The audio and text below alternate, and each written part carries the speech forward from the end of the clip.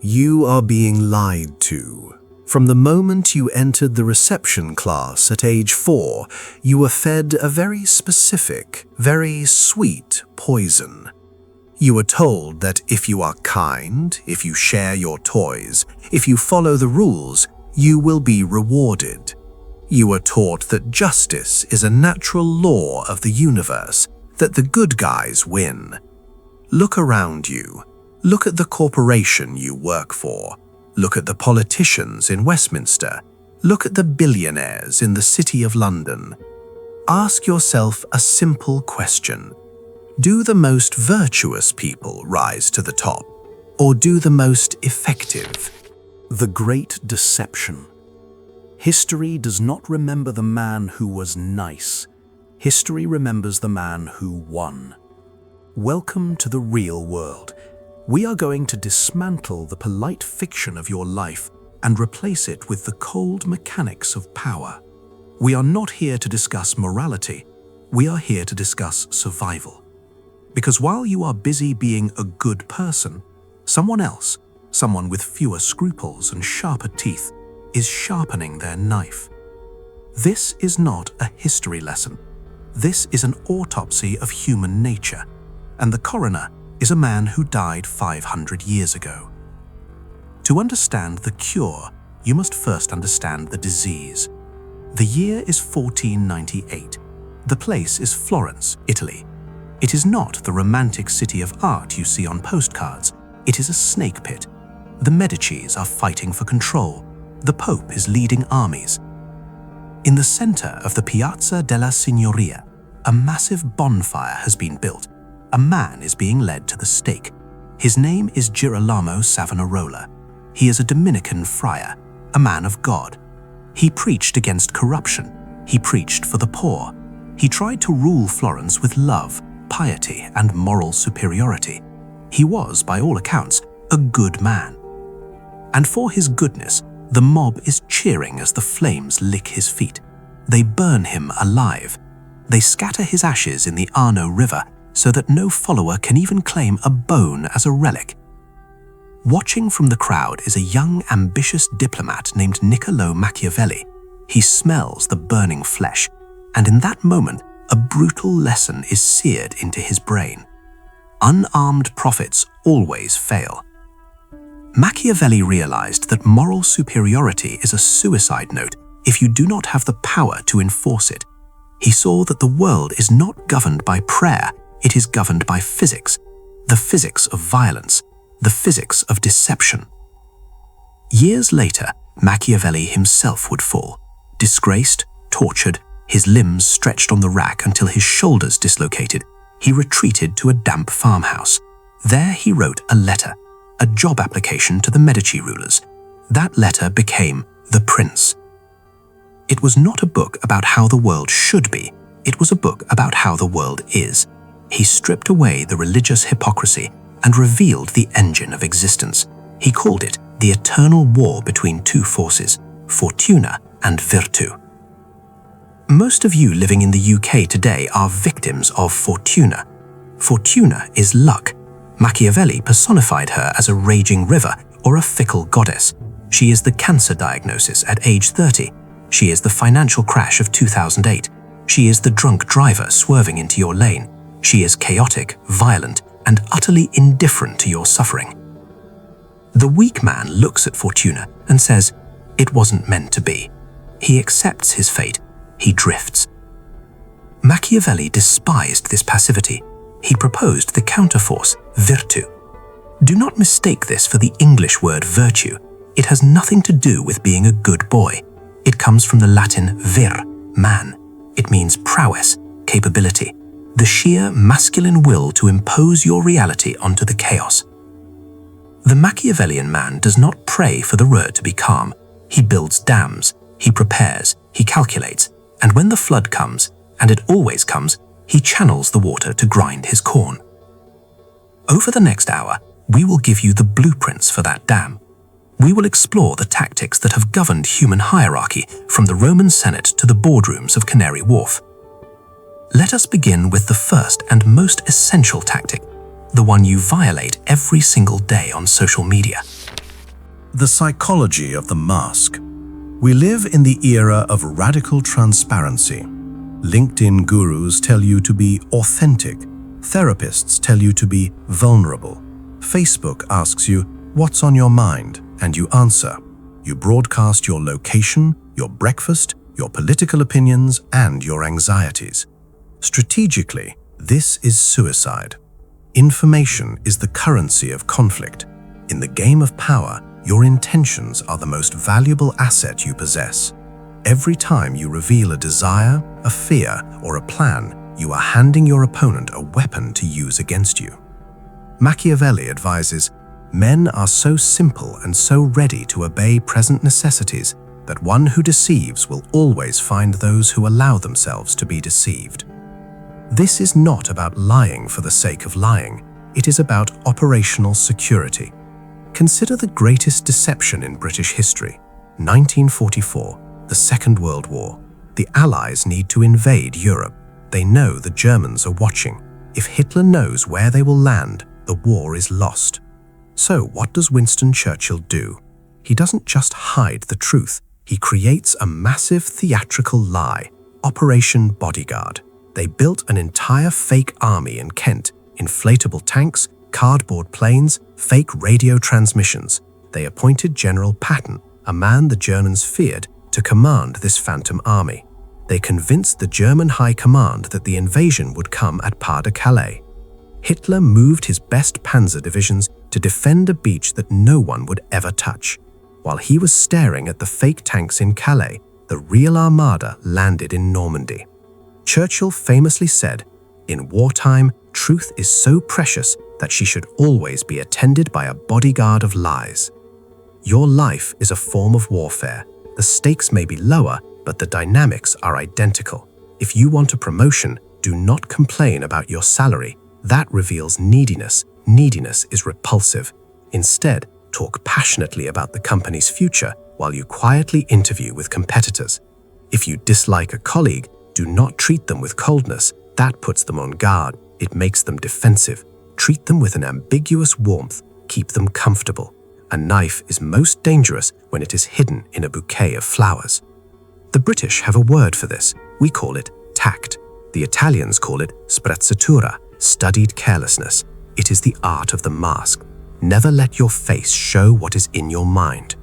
Once you have mastered the mask, you must master the tongue. We are a species obsessed with noise. In the UK, we are terrified of awkward silences. If a conversation pauses for more than 4 seconds, we panic. We rush to fill the void with chatter, with self-deprecating jokes, with trivialities about the rain. Machiavelli identified this as a critical weakness. When you speak, you reveal. When you speak too much, you become common. You dilute your authority. You make mistakes. The most powerful person in the room is not the one shouting. It is the one listening. Let's look at the master of this tactic, Queen Elizabeth I. She inherited a bankrupt, divided England. She was surrounded by ambitious men who wanted to marry her, control her, or overthrow her. Her advisors pressured her to marry, to pick a side in the religious wars, to commit. Did she argue? Did she explain herself? No. Her motto was video et taceo, I see and say nothing. She would listen to a 3-hour proposal from a desperate ambassador, her face like a mask of white lead makeup, and at the end she would give an answer so vague, so ambiguous, that the ambassador would leave confused, terrified, and desperate to please her. By withholding her opinion, she forced the men around her to project their own desires onto her. She became a blank canvas. Psychologically, silence creates a vacuum. Nature abhors a vacuum, and so does the human ego. Try this in your next negotiation. When the other person finishes their offer, do not reply immediately. Wait. Look them in the eye. Count to 4. You will see them squirm. You will see the panic rise in their eyes. They will start to talk again to fill the silence. They will clarify. They will justify. They will bid against themselves. They will reveal the truth they were trying to hide. You are using the gravity of silence to pull the truth out of them. Silence makes you appear unpredictable. And as Machiavelli warns us, if you are predictable, you are controllable. If you are silent, you are a mystery. And mysteries are dangerous. But silence is defensive. Eventually, The prince must strike, and when he strikes, he must not be human. He must be a beast. The mechanics of aggression. We have learned to wear the mask. We have learned to hold our tongue. But defense alone does not win empires. A fortress that never sorties is eventually starved out. To win, one must eventually strike. In chapter 18 of The Prince, Machiavelli makes a statement that shocked the Christian world. He suggests that a great leader cannot be fully human. He writes, "There are two ways of fighting, by law and by force. The first way is natural to men, and the second to beasts. But as the first way often proves inadequate, one must needs have recourse to the second." He uses the metaphor of the centaur, half man, half beast. To survive in the jungle of the City of London or the corridors of Westminster, you must master the psychology of two specific animals, the lion and the fox. Most men choose one nature and stick to it. This is their fatal flaw. The lion is the aggressive CEO, the loud manager, the bully. He relies on raw power. He terrifies the wolves, but he is clumsy. He walks blindly into traps. He does not see the fine print in the contract. He does not see the whispering campaign behind his back. The fox is the schemer, the diplomat, the flatterer. He can spot the trap from a mile away. He is slippery, but he is physically weak. When the wolves come, when a hostile takeover happens, or a direct confrontation is forced, the fox is devoured. He has no teeth. There is no better example of this fatal imbalance than the story of Britain in the late 1930s. Look at Neville Chamberlain. He was the ultimate fox, a gentleman, a diplomat. He believed that he could outsmart Hitler with treaties, with handshakes, with reason. He flew to Munich. He smiled. He signed the paper. He came back to Heston Aerodrome, waving that piece of paper, declaring peace for our time. He thought he was dealing with another fox. He wasn't. He was dealing with a wolf. Hitler looked at Chamberlain's politeness and saw only weakness to be exploited. Chamberlain's reliance on the law of men led to the greatest catastrophe in human history. Now look at Winston Churchill. Churchill was different. In the wilderness years, he was the fox, writing, maneuvering, surviving political exile. But when the war came, he became the lion. We shall fight on the beaches. He didn't offer negotiation. He didn't offer logic. He offered absolute, terrifying resolve. He understood what Machiavelli knew. You cannot reason with a predator. You can only out-predator him. The Machiavellian master is functionally ambidextrous. You must cultivate the ability to switch natures instantly. In your own life, assess the threat. Are you dealing with a passive-aggressive colleague or a complex legal trap? Be the fox. Use intellect, evasion, and charm. Do not use force against a trap. You will only hurt yourself. Are you dealing with a direct challenger? A crisis? Be the lion. Drop the politeness. Establish boundaries with terrifying clarity. The world respects the fox, but it fears the lion. You must be both. But how do you use this aggression efficiently? We often exhaust ourselves fighting battles that never seem to end. A toxic team culture that won't improve. A rival faction that keeps undermining us. We argue with the foot soldiers. We try to convince the masses. Machiavelli calls this a waste of energy. He proposes a more brutal efficiency. Strike the shepherd and the sheep will scatter. In any group, power is never evenly distributed. It follows the Pareto principle. There is always a ringleader, a source, a patient zero. It might be the manager who secretly poisons the team against the new policy. It might be the one dominant personality in your social circle who decides who gets invited and who gets shunned. If you try to fight the sheep, the followers, you will be outnumbered. You will be swarmed.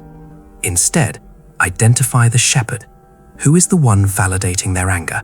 Who is the one setting the tone? Your strategy must be to isolate, discredit, or remove that single individual.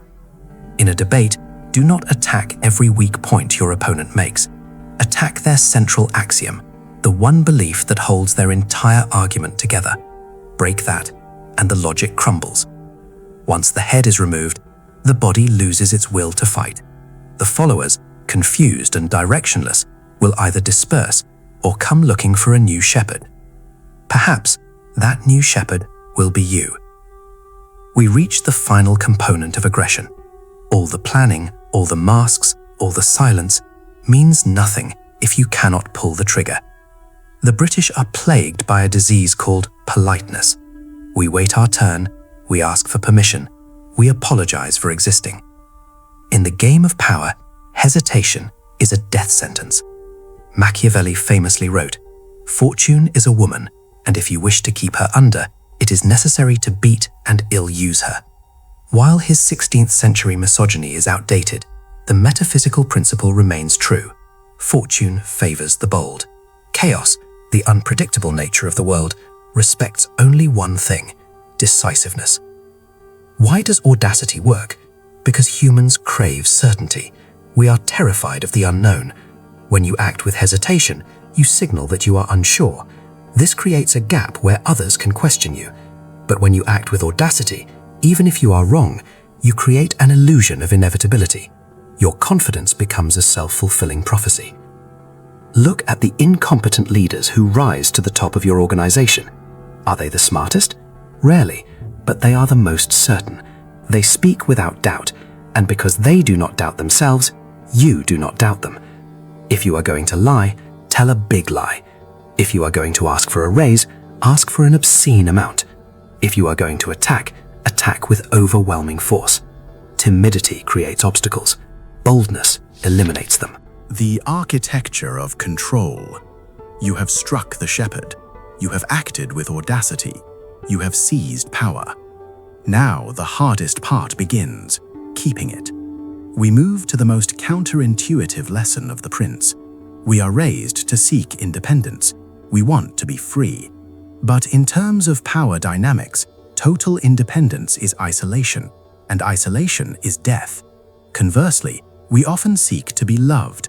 We want our boss to like us. We want our partners to adore us. Machiavelli warns, friendships that are obtained by payments and not by greatness or nobility of mind may indeed be earned, but they are not secured, and in time of need cannot be relied upon. Love is volatile. It is an emotion, and emotions change like the British weather. A person who helps you because they like you can stop helping you the moment you annoy them. Therefore, do not build your castle on the sand of affection. Build it on the rock of necessity. The ultimate power is not to be the king, it is to be the kingmaker. You must position yourself so that you are the keystone in the arch. If you leave, the structure collapses. This is the tactic of enforced dependency. How do you achieve this in the modern world? By possessing a skill, a secret, or a relationship that no one else has. In the corporate world, do not just do your job. Hoard the specific knowledge of how the system works. Be the only one who understands the legacy code. Be the only one who has the direct line to the biggest client. Make yourself difficult to replace. When people need you, they will tolerate you, they will pay you, they will protect you, not because they love you, but because they cannot survive without you. This sounds cold. It is. But look at the alternative. If you are easily replaceable, you are a commodity, and commodities are discarded the moment they lose their shine. Ask yourself today, if I disappeared tomorrow, would my organization panic? If the answer is no, you are in danger. Make them need you, and you will never have to worry about them loving you. But wielding power often requires dirty hands. A leader must sometimes make unpopular decisions, to cut costs, to fire a beloved but incompetent employee, to end a project. If you do this yourself, you taint your aura. You become the villain. The resentment of the people will eventually destroy you. Machiavelli provides a solution, but it is a dark one. It involves the use of a proxy, a cat's paw. He tells the story of Cesare Borgia and Ramiro de Orco. When Borgia conquered the Romagna region, he found it lawless. He needed to establish order, and he knew the process would be bloody, so he hired Ramiro de Orco. Ramiro was cruel, efficient, and ruthless. Borgia gave him absolute power. Ramiro pacified the region through torture and execution. Order was restored, but Borgia knew that the people now hated Ramiro, and by extension, they might hate Borgia. So on the morning of December 26th, the people of Cesena woke up to a horrific sight. Ramiro de Orco had been executed. His body was cut in two, placed in the piazza with a block of wood and a bloody knife. Machiavelli wrote, The ferocity of this spectacle at once satisfied and stupefied the people. Borgia achieved two things. He got the order he wanted, and he purged the hatred of the people by sacrificing the very man who created that order. He kept the prize, but he washed his hands of the blood. In British history, we see this tragedy replay with Thomas Cromwell and Henry VIII. Cromwell was the ultimate tool. He did the king's dirty work. He dissolved the monasteries. He arranged the executions. He made Henry rich and powerful. And when the political winds changed, when the people's anger grew too loud, Henry did exactly what Borgia did. He executed Cromwell on Tower Hill. The king remained the king. The tool was discarded. There are two lessons here. First, if you are the prince, use consultants, committees, and algorithms to deliver bad news. Never let the hammer be seen in your hand. Let someone else take the heat, then step in as the healer. Second, and more importantly, do not be the tool. If you are the one doing all the dirty work for your boss, if you are the one always delivering the bad news, do not mistake your utility for security. You are not the partner. You are Ramiro de Orco. And when the time comes to appease the crowd, you will be the one on the block. The price of the crown. We have armed you with the dagger. We have taught you how to wear the mask of the fox and wield the claws of the lion. But before you step into the arena, there is one final entry in the ledger that we must balance: the cost. To live as a true Machiavellian is to live in a prison of your own making. Think about it. If you believe that every human is driven by self-interest, if you believe that every handshake is a potential trap, then you can never truly rest. You can never truly trust. The prince is the loneliest man in the kingdom. King Henry IV in Shakespeare's play utters the famous line, "Uneasy lies the head that wears a crown." This is not poetry, it is diagnosis. When you use people as tools, you strip them of their humanity. But in doing so, you strip yourself of yours. You become a calculator, a machine of cause and effect. You may gain wealth, you may gain status in the city, you may win the election, but you will look around the boardroom table and realize that the people smiling at you are just reflections of yourself, mirrors of your own ambition.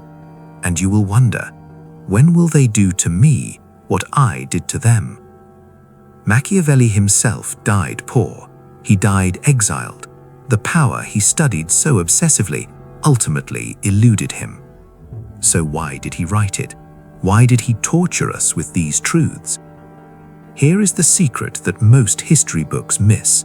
Machiavelli was not a monarchist. He was a republican. In his other great work, The Discourses on Livy, he wrote passionately about freedom, about the power of the people, about the dangers of tyranny. So why did he write The Prince, a handbook for tyrants? For centuries, scholars thought he was sucking up to the Medicis, begging for a job. But Jean-Jacques Rousseau and later philosophers proposed a different, more subversive theory. They believed The Prince was not a manual for the rulers, it was a warning for the ruled. Machiavelli knew he couldn't openly attack the Medicis, he would be executed instantly. So he pretended to write a book for them, but in reality, he was exposing their playbook to the public. He was saying to the people of Florence, look at how they manipulate you. Look at how they use religion to blind you. Look at how they stage spectacles to distract you. Look at the strings on your limbs. He wasn't teaching the wolves how to hunt. The wolves already knew. He was teaching the sheep what the wolf looks like. He was handing the blueprints of the Death Star to the rebels. This changes everything. Tonight we did not teach you these tactics so you could become a monster. We taught you them so you would recognize the monsters when they walk into your office. When your boss asks you to open up and be vulnerable, you will now see the trap. You will know to keep your mask on. When a politician creates a crisis only to solve it, you will see the strike the shepherd tactic. You will not be swept away by the panic. When a colleague suddenly becomes your best friend because you have access to a project, you will see the chain of necessity. You will not mistake utility for affection. This documentary is not an instruction manual for evil. It is an immune system. In a world that is increasingly manipulative, where algorithms hack your dopamine and corporations hack your psychology, Machiavellian intelligence is the only shield you have. You do not learn karate to beat people up. You learn it so that you do not get beaten up. You learn the ways of the darkness to protect the light. Conclusion, the final choice. So we return to where we started. The lie that virtue is its own reward. It is a beautiful lie. If you want to believe it, you can. You can close this video. You can go back to believing that the world is fair, that HR is your friend, and that your government loves you. You can choose to remain a sheep. The grass is soft. The life is easy. But remember, the sheep does not decide when it dies. The shepherd decides. The wolf decides. Or you can choose to open your eyes. You can choose to accept the world as it is, not as it ought to be. You can choose to be effective instead of just being nice. You can choose to be the fox when necessary and the lion when required. The game is being played right now, all around you, in your office, in your parliament, in your home. You cannot stop the game. You can only decide your role in it. Will you be the pawn, or will you be the player? The board is set. Your move.